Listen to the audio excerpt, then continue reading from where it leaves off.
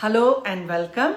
I am Nirja, an Ayurveda practitioner, yoga therapist, and human values educator.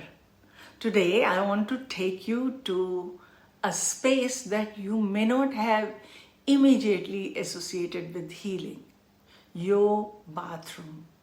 In Ayurveda, even the most routine aspects of self-care, brushing your teeth, cleansing your skin, washing your hair, they can all be transformed into nourishing, balancing, and even sacred rituals.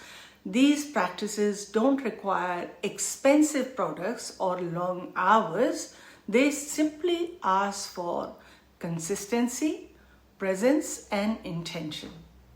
So let's explore how your bathroom can become a powerful space of Ayurvedic self-care, supporting digestion, calm, clarity, and gentle detoxification. According to Ayurveda, daily routine or dinacharya is considered one of the most important pillars of health. When done regularly, even small self-care practices have a cumulative effect.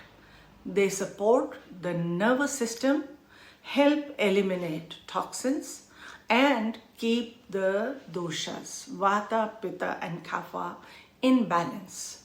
What's most beautiful about these rituals is that they help you return to yourself. They shift your attention from autopilot to awareness.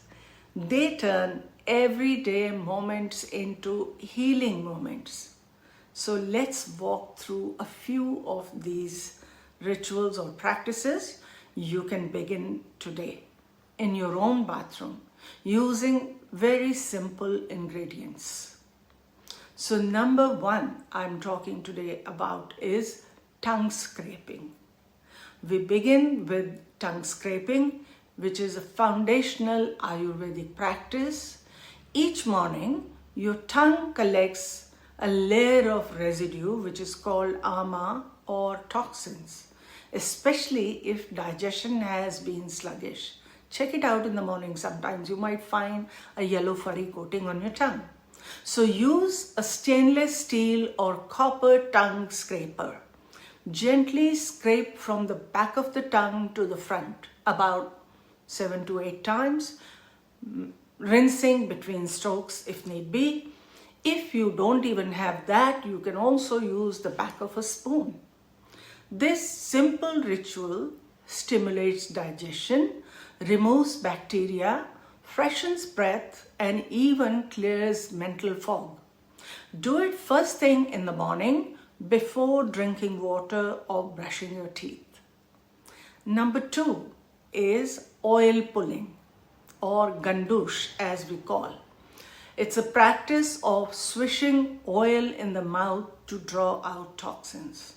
So use about a teaspoon of sesame or coconut oil. Swish it gently in your mouth for about 5 to 15 minutes, whatever long it takes for your mouth to get completely full. Then spit it out and rinse with warm water. This practice strengthens teeth and gums, reduces bacteria, and calms the mind. It is especially helpful for vata and kapha types. You can even multitask. Swish while making your breakfast or taking a shower. Number 3 is the practice of Nasya. Nasya is the application of oil to the nasal passages, a lesser known but powerful practice. The nose is the doorway to the brain and respiratory system. So applying oil helps lubricate dry sinuses, clears toxins from the head and neck region, and improves mental clarity. You can use plain sesame oil or a medicated oil like anutailam. To do this, just tilt your head slightly back, your nostrils facing the ceiling, and place 1 to 2 drops of oil into each nostrils, maybe with a dropper. and sniff gently to draw it inward. But avoid Nasya during active colds or infections. If you are new to this, it's best to start with the guidance. Number 4 I'm talking about is Abhyanga or self-massage. It is one of the most deeply calming rituals in Ayurveda. Abhyanga or self-massage is typically done with warm oil. So choose an oil that is suited to your constitution. We typically advise cold pressed blackseed sesame oil, but you can use that for vata or kapha, or you can mix a little bit of coconut oil in that for pitta body types or pitta imbalances. So warm about 10 to 12 teaspoons of oil, not in microwave but on stove, and then massage from head to toe. Use long strokes on the limbs and circular on the joints and abdomen. Leave the oil on for about 15 to 20 minutes if you can, minutes before a warm bath or shower, or even just 5 to 10 minutes if that's all you have. Abhyanga or self-massage supports lymphatic flow, strengthens the nervous system, improves skin health, and provides a deep sense of grounding. Even a few minutes of this practice daily or 3 to 5 times a week can make a noticeable difference. Try it. Now, another bonus practice for skin and health and hair care is you can incorporate Ayurvedic principles into your skin and hair care as well. You can use rose water as a natural toner or cooling mist. You can apply sandalwood powder or turmeric paste for face masks. Do a patch test first before you're trying them on. And for hair, try weekly scalp oiling with Bringraj or Brahmi oil to support growth and calm the mind. You take bath with natural soaps or herbal powders like green gram dal or besan flour or oat powder or neem to avoid harsh chemicals. And at night, massage your feet with warm oil.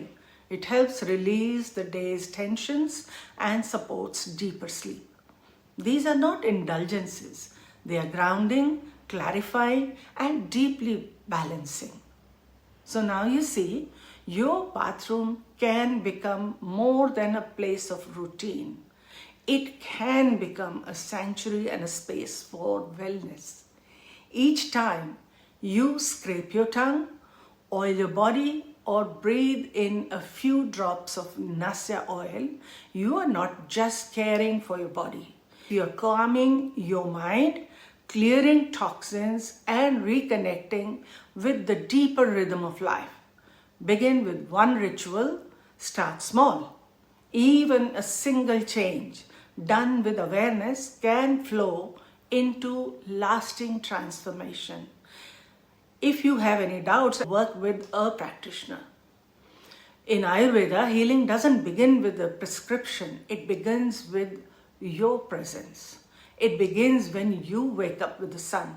Sip warm water, notice your breath, and choose food that nourishes rather than overwhelms. It continues in the quiet moments, in your kitchen, your routines, your thoughts. You don't have to do everything at once, but start with one practice, one small ritual that helps you feel just a little bit more clear, a little more grounded. Over time, these daily choices become your rhythm. That rhythm becomes your medicine. Ayurveda meets you exactly where you are, and it reminds you that your home, your habits, and your heart already hold the key to balance. So thank you for joining me today. May your self-care rituals nourish you on every level. If you are curious to go deeper into Ayurvedic self-care, I invite you to connect with me, come for a consult, do some teaching program with us, maybe do home detox programs. These things can all support you in better self-care if you like. And my blessings for your health.